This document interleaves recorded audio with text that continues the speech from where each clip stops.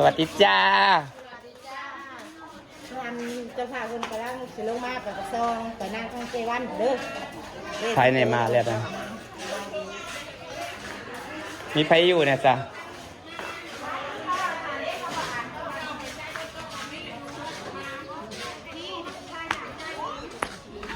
คนคือหลายตัวทีแต่ว่าตายแล้วคนมาร่วมยินดีเยอะจังเลยคนมาร่วมยินดีเยอะจังเลยกระดาษไม่ได้ฮอตมืองานดินี่งานไม่ใหญ่เนี่ยนะวิฮะงานไม่ใหญ่เนี่ยนะวินั่งค่ะอุบลลูกมาจ้าบริการเองจ้าเอาเนี่ยหลอกจ้าปักก่อนแล้วมันต่อยเฮ้ยเอาโต๊ะมันต่อยขายตัวไปเอาเลยปักก่อนแล้วเจ้าภาพมันไปใส่เจ้าภาพไปใส่เดี๋ยวจะเป็นงานเนาะสูตรกระสีขาวก็แลดไปหาสูตรมาอีกยุ่งยากงานแต่งกระเทยนี่ก็เป็นว่าหูจักเนาะนี่ก็ได้ป้าเราเป็นเจ้าของคนนี้เป็นกระเทยนี่มันยากจะเป็นยังไงเป็นการทำกระเทยเนาะจะได้คุยจ้าเสร็จแล้วลูกคนกันเนาะลูกคนกันมันรักที่จริงน่ะนานๆมาทีอย่างนี้นะเฮ้ยมีแห้งนะตัวนักเก่งนะตัวนั้นประมาณเที่ยงอ่ะอายุทานตรงไหนแล้วยกชื่อพ่อตัวเองไปแล้วพวกอะไรผัวเฮ้ยมือนี่นะซ้ำนี่มืออื่นแห่ง4-5แต่ละคนมาพอกันนะสูตรรวมอื่นนะจิตดุยจิอ๋อทับซิหัวขวานกัดนะบ่หัวใหญ่ยังบ่ได้เอามาเลยหัวใหญ่นะใครเราเคยมูลหลายแบกให้มันซ้ำกันได้ล่ะร้านไท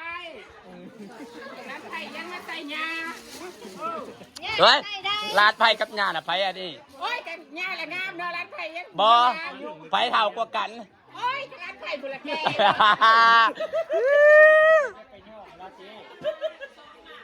เราก็ยังงามได้เท่ากับเท่างามเป็นร้านไทยกันนะเท่ากับเท่างามบ่เป็นว่าเราไปกัดกินข้อมูลที่แน่ๆนักเป็นไม่ออกค่ำพร้อมบักโคลากินหลายๆเจ้ารักไทยมันจะมีแฮกเก็บตังค์อยู่อามาลาไปมาบ่ตอนย่าเพิ่นเว้นนี่ก่อนแล้วมาอื่นบ่ยังส่งสามีเมื่อบ่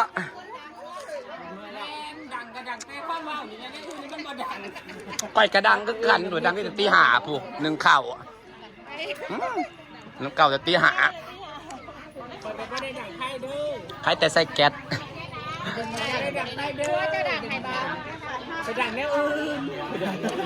ดังยังเฮ้ยดังเบอร์อันดับแรกเสียงดังเฮ้ยใครมาแม่มาซุกแม่นีตาเนี่ยมาได้ย่างเหลือบตาเนี่ยตอนนี้แต่กล้องบูคนดัง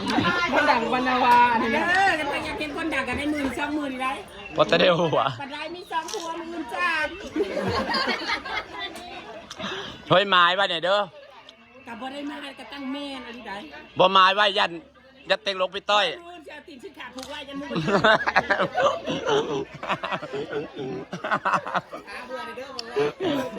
บ่ยัดเต็งไปลงต้อยอ่ะนะไม้ไว้เด้อผูกไว้เคลื่อนไม้มาหน่อยบ่เฮ้ย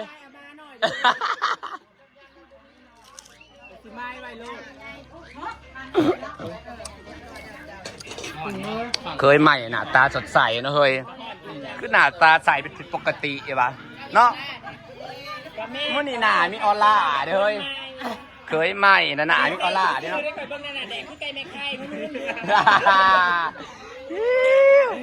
ว้าวหันนา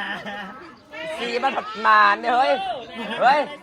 สีมันผัดมานได้อากับเป็นกระเทือนไม่ได้ผัวซ้ำกับอะไรมาแต่ได้แหละพัวเดียวดีกว่าอย่างนี้ซ้อมพิซซ่าก่อนก่อนเนี่ยกระเบื้องประมาณบ้าประตูยังบ่แต่งเลยกันที่แต่งกันยังมันมีงัวขาอะไรพวกเลยมาแต่งได้ค่ะดองลายผัวกันที่แต่งจะอยากได้พัวเดียวนี่ใครแม่บ่แต่งอยากได้พัวได้กันได้อ๋อจะได้พัวเดียวเนาะ กูชึกเมื่อนี่กูชึกว่าเก่ง เมื่อ ธรรมดาแล้วเนาะ ๆด่าอีกว่าเฮ้ย แล้วคนงาม ด่ามาได้มือน้ำใจเรียนหน่ มื อย ดฟ้ามืดพ้นยังเห็นกันแล้วเบาลายเบาๆนี่ได้ไม่เอามาขางดีกับ เฮ้ย เอามาขาง เฮ้ยตกขายมันได้เท่าไหรเฮ้ยอ่ะพ่ออยู่ผัวใส่3ผัวนะ การไม่มาเก็บมากระตอกกับบะจูบ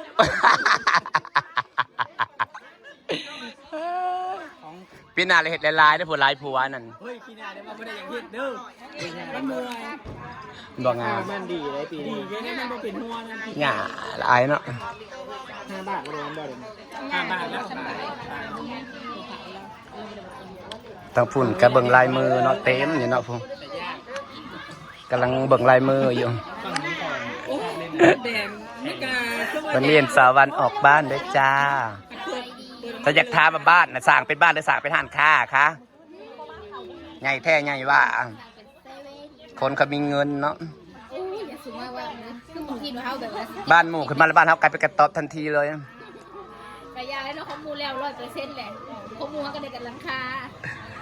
สั้นนั่นไม่กวดปวดทั่วเยอะ แปลมาประเทศมันดังสีแซง จะจะกี่ค่าตรวจเด้อ โอ้ยเอายังมาแซงทุกเจ้ามี สิมามันยู่แล้วเดี๋ยวนี้นั่น ลากตีคุณโลดเนาะ แกเบิ้ล เฮ้ยต้นจะขึ้นเดือนใด อย่าเบิ้ลแต่สั้นผูกบ่ได้สั้นมาเห็นเว้าบ่ได้ปีนี้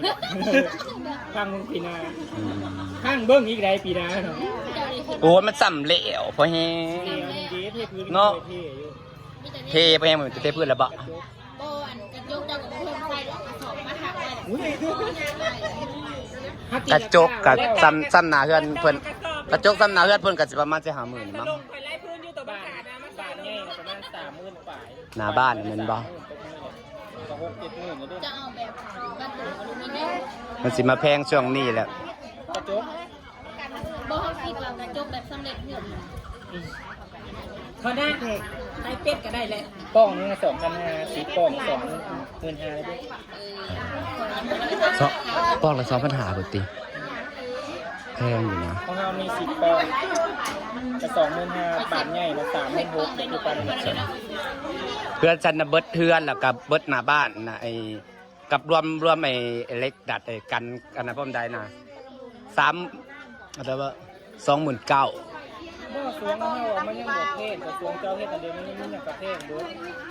รวมเล็กอันนั้นแหละใดรวมเล็กกันนั่นน่ะพร้อมได้นั่นน่ะก็ถือว่าถูกนะเพราะมันรวมเล็กอันนั้นหั่นเด้นี่มันมีเล็กกัน ก็ถือว่าแพงนะ ไม่ใช่กับกระจกธรรมดา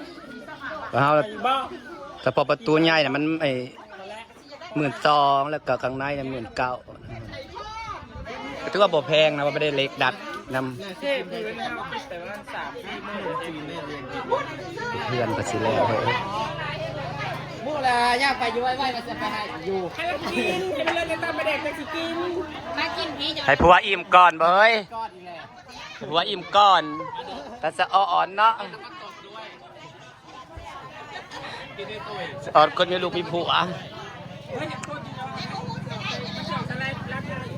แล้วยังก็เก่งไก่เพิ่นผู้โสดนี่แน่นี่สาวหันเสริมสวยนี่นะว่าปกตินั่นก็เป็นไม่ออกค่ำอ่ะนะ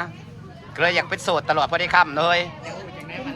กูมือนี่ละ นะ ไม่ออกกูมือ เพิ่นเบ้าอยู่มือนั่นเพิ่นบ่ได้โสดแม่นบ่ว่าระเบิดเจียนบ่ได้โสดเป็นบ่